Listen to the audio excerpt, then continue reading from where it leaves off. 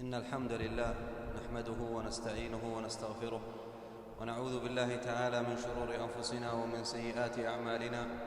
من يهده الله فلا مضل له ومن يضلل فلا هادي له، وأشهد أن لا إله إلا الله وحده لا شريك له، وأشهد أن محمدًا عبده ورسوله صلى الله عليه وعلى آله وأصحابه ومن اقتفى أثره واتبع منهجه بإحسان إلى يوم الدين.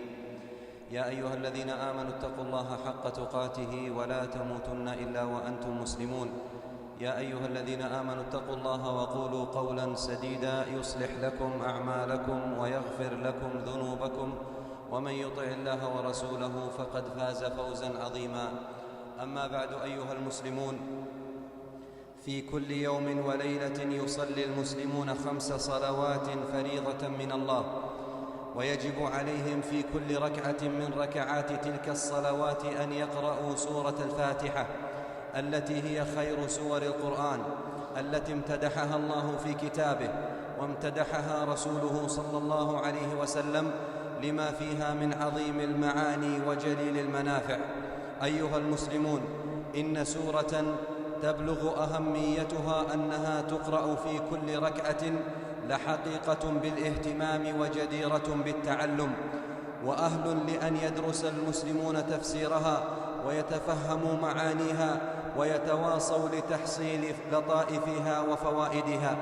وإن مما يعاب على المسلم أن يظل سنين طويلة يردد هذه السورة عشرات المرات في اليوم والليلة وهو لا يحسن تفسيرها ولا يدري ما المراد منها، لا سيما وهي أعظم سور القرآن. فعن أبي سعيد بن المعلى رضي الله عنه قال: كنت أصلي فدعاني رسول الله صلى الله عليه وسلم فلم أجبه حتى صليت. قال: فأتيته فقال: ما منعك أن تأتيني؟ قال: قلت: يا رسول الله إني كنت أصلي. فقال صلى الله عليه وسلم: ألم يقل الله تعالى: يا أيها الذين آمنوا استجيبوا لله وللرسول إذا دعاكم؟ ثم قال: لأعلمنك أعظم سورة في القرآن قبل أن تخرج من المسجد. قال: فأخذ بيدي، فلما أراد أن يخرج قلت: يا رسول الله إنك قلت لأعلمنك أعظم سورة في القرآن. قال: نعم، الحمد لله رب العالمين، هي 7 المثاني، وهي القرآن العظيم الذي أوتيته، فهي أعظم سور القرآن وأجلها، وليس في سور القرآن مثلها، بل وليس في الكتب السماوية كلها ما يعادلها. قال ابن القيم رحمه الله: أنزل الله 100 كتاب و4 كتب، جمع معانيها في التوراة والإنجيل والقرآن، وجمع معاني هذه الكتب 3 في القرآن، وجمع معاني القرآن في الفاتحة، وجمع معاني الفاتحة في قوله: إياك نعبد وإياك نستعين. وقال شيخ الإسلام ابن تيمية رحمه الله: تأملت أنفع الدعاء فإذا هو في سؤال الله العون على مرضاته، ثم رأيته في الفاتحة في قوله تعالى: إياك نعبد وإياك نستعين. فما أعظم هذه السورة، وما أجلها، وما أكثر خيرها وبركتها، وما أزهدنا فيها، وما أبعدنا عن فهمها وتدبرها وتفسيرها. ومما يدل على فضلها وعلو مكانتها أنها لما نزلت من السماء فتح لها باب من السماء لم يفتح منذ أن خلقت السماوات والأرض، ونزل معها ملك لم ينزل من السماء قط، تكريما لهذه السورة العظيمة. فعن ابن عباس رضي الله عنهما قال: بينما جبريل قاعد عند النبي صلى الله عليه وسلم سمع نقيضا من فوقه فرفع رأسه فقال: هذا باب من السماء فتح اليوم لم يفتح قط إلا اليوم. فنزل منه ملك فقال: هذا ملك نزل إلى الأرض لم ينزل قط إلا اليوم. فسلم وقال: أبشر بنورين أوتيتهما لم يؤتهما نبي قبلك، فاتحة الكتاب وخواتيم سورة البقرة، لن تقرأ بحرف منهما إلا أعطيته. ومما يدل على فضلها أن النبي صلى الله عليه وسلم قال لأبي بن كعب: أتحب أن أعلمك سورة لم ينزل في التوراة ولا في الإنجيل ولا في الزبور ولا في القرآن مثلها؟ قلت: نعم. قال: كيف تقرأ في الصلاة؟ فقرأ بأم الكتاب. فقال رسول الله صلى الله عليه وسلم: والذي نفسي بيده ما أنزلت في التوراة ولا في الإنجيل ولا في الزبور ولا في القرآن مثلها، وإنها السبع المثاني والقرآن العظيم الذي أعطيته. ومما يدل على فضلها عباد الله كثرة أسمائها، مما يدل على فضل هذه السورة كثرة أسمائها، فهي الفاتحة، وهي أم الكتاب، وهي السبع المثاني، وهي الكافية، وهي الوافية، وهي الرقية، حتى قال الإمام السيوطي رحمه الله في كتاب الإتقان: قد وقفت لها على أكثر من 20 اسما، وذلك يدل على شرفها، فإن كثرة الأسماء دالة على شرف المسمى. فيجدر بالمسلم أيها المسلمون، يجدر بالمسلم أن يتعلم هذه السورة العظيمة التي هي أعظم سور القرآن، وأن يعتني بتدبرها وتفسيرها وفهمها، وأن يتعلم معانيها، وأن يعمل بمقتضاها، وأن يستشفي بها من جميع الأسقام والعاهات، فإن فيها الدواء النافع والشفاء التام لمن عرف قدرها وأعطاها حقها وأحسن تنزيلها على دائه وعرف وجه الاستشفاء بها. أقول قولي هذا وأستغفر الله لي ولكم ولسائر المسلمين من كل ذنب وخطيئة، فاستغفروه إنه هو الغفور الرحيم.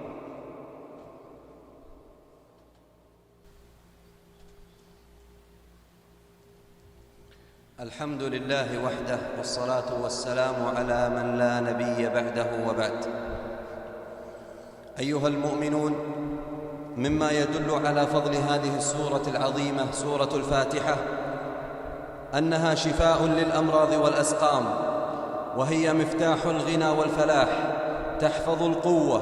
تحفظ القوة في الأجساد والقلوب، وتدفع الهم والغم والخوف والحزن. فأين المرضى عن هذه السورة؟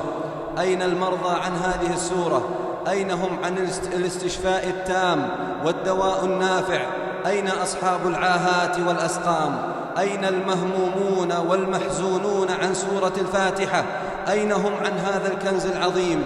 والله إن فيها من الشفاء والدواء ما لا تجدونه عند الأطباء والمتخصصين، ولكن بحسب قوة الإيمان واليقين.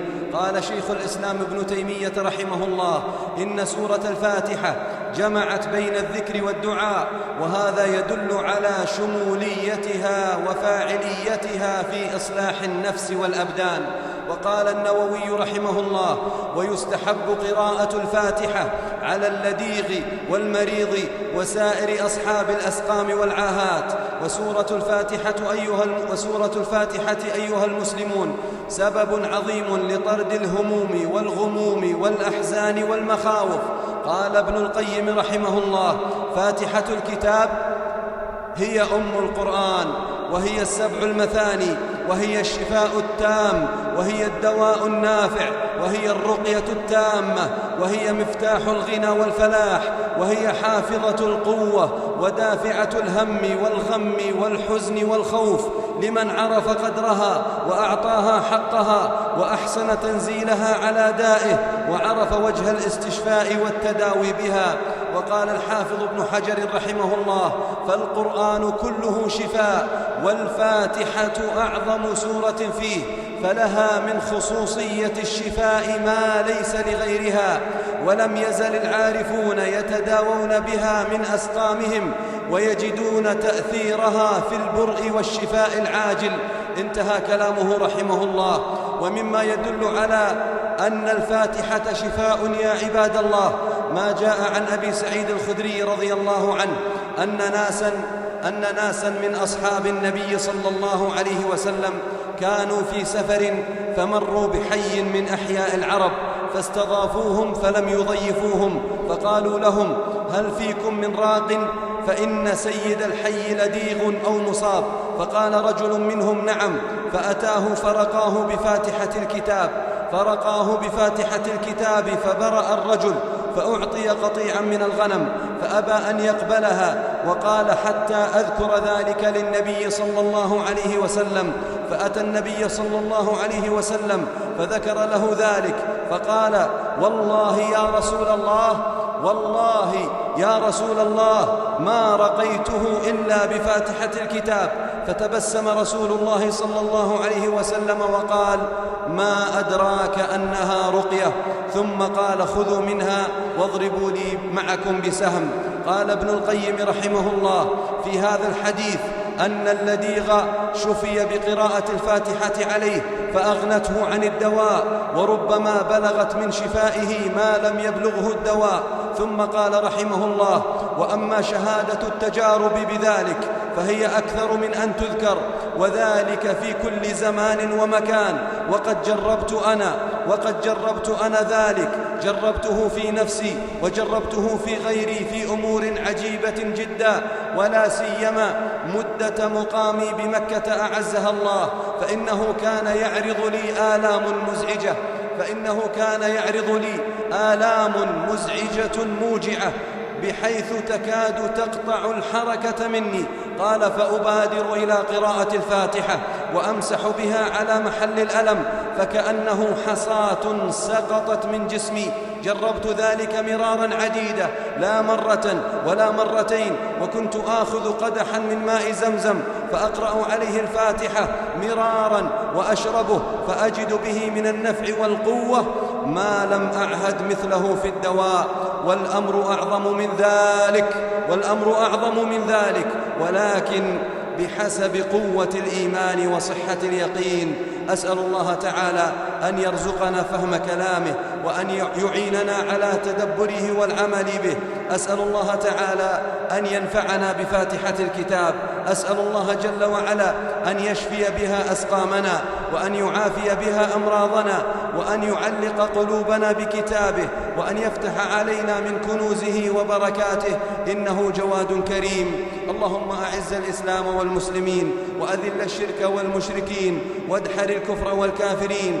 اللهم اجعلنا هداة مهتدين غير ضالين ولا مضلين. اللهم اشف مرضانا ومرضى المسلمين، اللهم اشف مرضانا ومرضى المسلمين، واغفر ذنوبنا وذنوب المسلمين، واهد ضال المسلمين يا رب العالمين، وارحم أمواتنا وأموات المسلمين. اللهم الطف بأمة محمد أجمعين، اجمع شعثهم ووحد صفهم وقو شوكتهم، وانصرهم على عدوك وعدوهم. اللهم اجعل جمعنا هذا مرحوما، وتفرقنا بعده معصوما، ولا تجعل فينا ولا من بيننا شقيا ولا محروما. اللهم عمنا برحمتك أجمعين، وهب المسيئين منا للمحسنين يا رب العالمين. اللهم إنا نسألك طول العمر على طاعتك.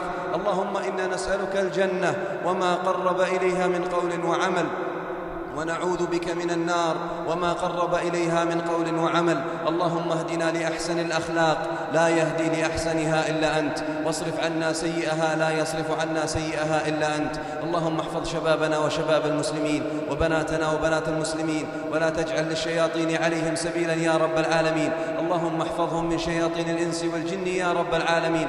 اللهم اجعلهم صالحين مصلحين هداة مهتدين يا رب العالمين. سبحان ربك رب العزة عما يصفون، وسلام على المرسلين، والحمد لله رب العالمين.